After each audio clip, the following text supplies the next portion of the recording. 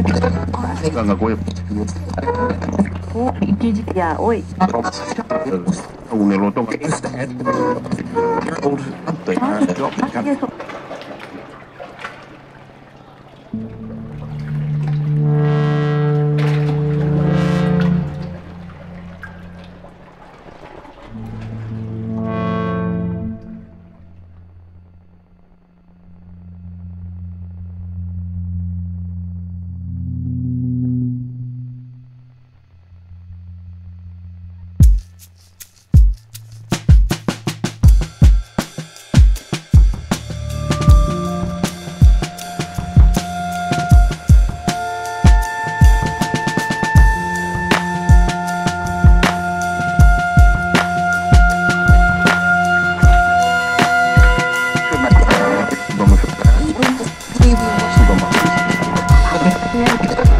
Ganga Goy.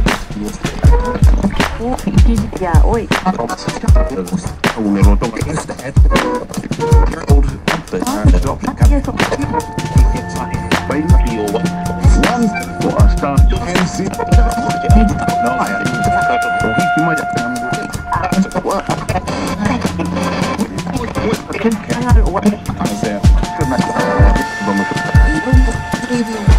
అయితే ముందస్తు బెయిల్పై ఈ నెల 25న తెలంగాణ హైకోర్టు వెకేషన్ బెంచ్ విచారణ చేపట్టాలని సుప్రీంకోర్టు ఆదేశించింది. వీలైనంత వరకు అదే రోజు విచారణ ముగించేందుకు ప్రయత్నించాలని సూచించింది. అన్ని పక్షాలు వెకేషన్ బెంచ్ ముందే వాదనలు వినిపించాలని సుప్రీం ధర్మాసనం ఆదేశించింది. ఈ హత్య కేసులో ముందస్తు బెయిల్ కోసం తాను దాఖలు చేసిన కేసును తెలంగాణ హైకోర్టు వెకేషన్ బెంచ్ తక్షణం విచారించేలా ఆదేశాలు జారీ చేయాలంటూ అవినాష్ రెడ్డి వేసిన మిసిలేనియస్ అప్లికేషన్ పై సుప్రీంకోర్టు విచారణ చేపట్టింది.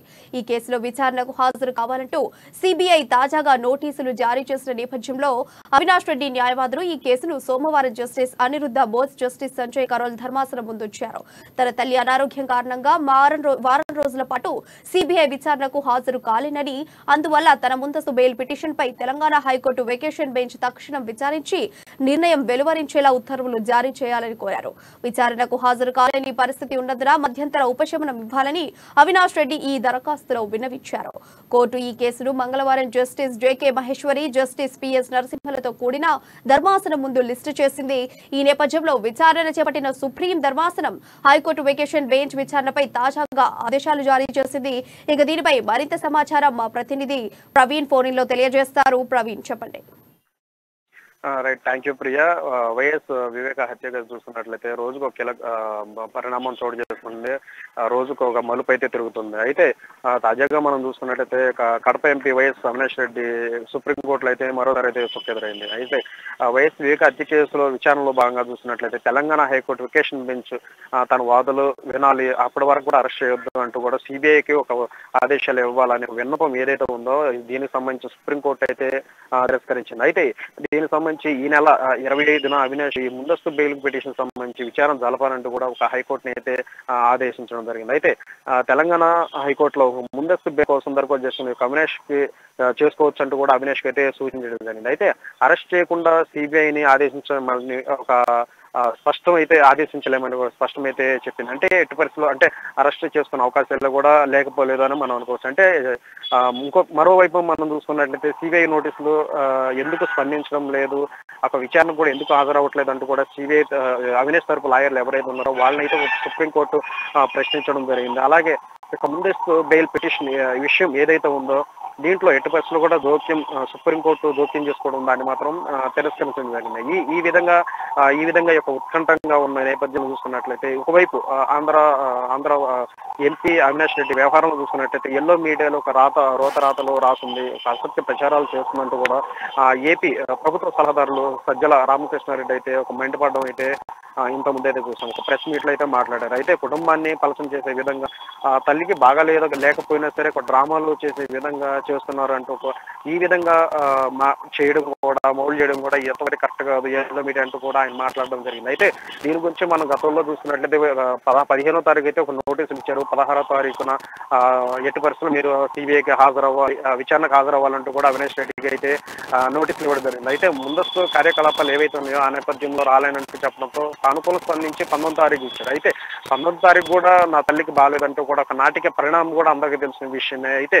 ఇప్పటికే కర్నూలు ఒక ప్రైవేట్ హాస్పిటల్ అయితే తన తల్లికి చికిత్స జరుగుతుంది. ఈ నేపథ్యంలో వారం రోజుల పాటు నాకు వెసులుబాటు ఇవ్వండి అంటూ కూడా సిబిఐకి అయితే లేఖ రాయడంతో వాళ్ళు కూడా స్పందించలేదు. ఎందుకంటే ఇప్పుడు ఒకసారి వెసులుబాటు అయితే ఇచ్చారు. అయితే ఈ నేపథ్యంలో చూస్తున్నట్లయితే దీనికి సంబంధించి సుప్రీంకోర్టుకి అయితే ఆశ్రయించారు. అంటే ఈ యొక్క vacation bench, Telangana vacation bench ముందస్తు బెయిల్కి సంబంధించి విచారణ చేపట్టే వరకు కూడా అరెస్ట్ చేయొద్దు అంటూ సుప్రీంకోర్టు ఆదేశాలు ఇవ్వండి అంటూ కూడా దీనికి సంబంధించి సుప్రీంకోర్టు అయితే తిరస్కరించింది. ఎట్టి పరిస్థితులు మేము దానికి సంబంధించి సిబిఐ వారు అరెస్ట్ చేయొద్దు, దానికి సంబంధించి మేము ఎటువంటి ఆర్డర్స్ మేము ఇవ్వలేమంటూ కూడా స్పష్టం చేసింది సుప్రీంకోర్టు. ఈ నేపథ్యంలో సిబిఐ వారు ఎటువంటి స్పందిస్తారు, ఎటువంటి కార్యాచరణ ఉంటుంది, నెక్స్ట్ స్టెప్ ఏ విధంగా ఉంటుందంటూ కూడా ఒకవేళ సర్వత్రా ఉత్కంఠ నెలకొంది. అంటే మనంగా చూసుకున్నట్లయితే ఇప్పటికే 2 సార్లు వెసులుబాటు ఇచ్చిన నేపథ్యంలో ఈ రేపు మే 25 అంటే ఈ 25న ఎల్లుండే ఒక విచారణ అయితే హైకోర్టు విచారణ చేపట్టుకోవచ్చు అని చెప్పేసి ఒకవైపు సుప్రీంకోర్టు ఒక ఆదేశాల నేపథ్యంలో చూసుకున్నట్లయితే